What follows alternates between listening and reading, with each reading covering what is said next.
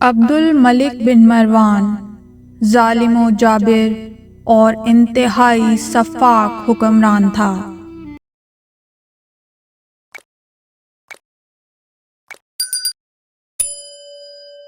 اس نے اپنے 21 سالہ اقتدار کے دوران بنی امیہ کی حکومت کو برقرار رکھنے کے لیے بہت زیادہ خون بہایا، کیونکہ امام حسین علیہ السلام کا قیام اور اس کے نتائج بنی امیہ کے زوال کا باعث بنے تھے۔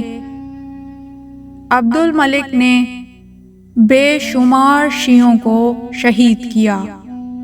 اس نے حجاج بن یوسف کو عراق کا گورنر مقرر کیا، جس نے 1,20,000 سے زیادہ لوگوں کا قتل عام کیا۔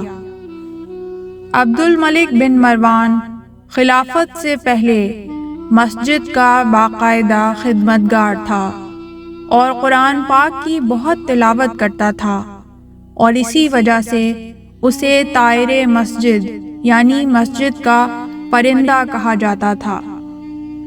لیکن جب اسے اقتدار حاصل ہوا اور وہ خلیفہ بنا تو اس نے قرآن کو سامنے رکھا اور اس پر تیر چلائے اور کہا، آج سے تیرے اور میرے درمیان جدائی ہو گئی۔ اس بدترین ظالم اور خونخوار شخص کا جب آخری وقت آیا اور زندگی کے ان آخری ایام میں اسے مرض استسقاء لاحق ہوا۔ اس مرض میں مریض کو شدید پیاس لگتی ہے اور جتنا بھی پانی پیے اس کی پیاس بجھنے میں نہیں آتی۔ عبد الملک بن مروان کے طبیب خاص نے اسے ہدایت کی، آپ اگر اس بیماری سے نجات حاصل کرنا چاہتے ہیں تو آپ 2 دن یا کم از کم 1 دن تک پانی نہ پئیں، اور اگر آپ نے 1 قطرہ پانی بھی پیا تو آپ زندہ نہیں رہ سکیں گے۔ عبد الملک نے چند گھنٹے تو صبر کیا، لیکن آخر کار پیاس کے غلبے سے مغلوب ہو گیا۔ اس نے کہا، خدا کے لیے مجھے پانی پلاؤ، میری جان نکلتی ہے تو نکلنے دو، لیکن میں پیاس کا یہ عذاب برداشت نہیں کر سکتا۔ اس کے اہل خانہ نے اس کے مسلسل اصرار پر اسے پانی دیا۔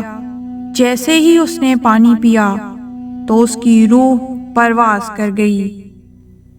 پانی زندگی بخش مشروب ہے، اس کا ہر قطرہ زندگی ہے، لیکن اللہ تعالیٰ کے ہاں تمام اختیارات موجود ہیں۔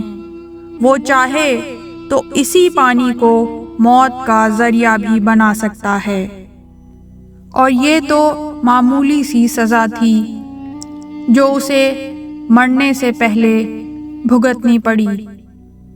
اصل لامتناہی سزا کا ایک نہ ختم ہونے والا سلسلہ تو اس کے مرنے کے ساتھ ہی شروع ہو گیا کہ پروردگار عالم دشمنان اہل بیت کی موت کو اسی طرح عبرتناک بنا دیتا ہے تاکہ کوئی ذرا سا بھی ہوش مند ہو تو وہ ان ظالموں کی زندگیوں اور ان کے عبرتناک انجام سے سبق حاصل کرے کہ بے شک محبت محمد و آل محمد سب سے بڑی نعمت ہے، اور بغض محمد و آل محمد سب سے بدترین نا ختم ہونے والا عذاب ہے۔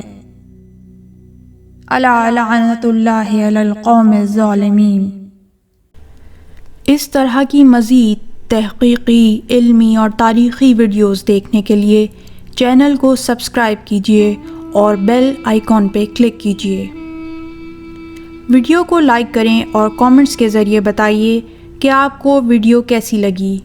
اگلی ویڈیو تک کے لیے خدا نگہدار۔